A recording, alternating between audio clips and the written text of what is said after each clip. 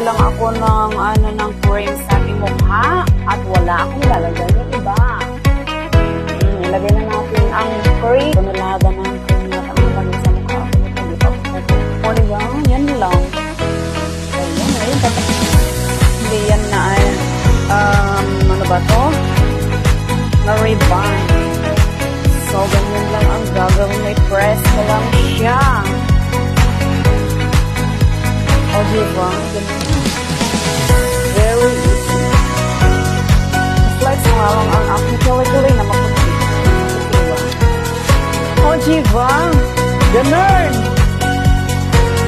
Napakasimple lang mga kaibigan. Ayan, itali ko lang siya.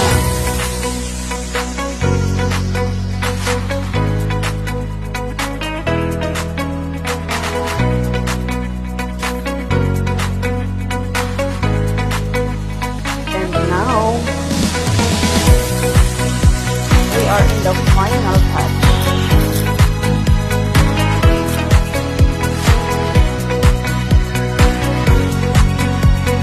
Kasi manipis lang yung buhok ko, kaya kahit manipis lang yung ilalagay ko, ayan.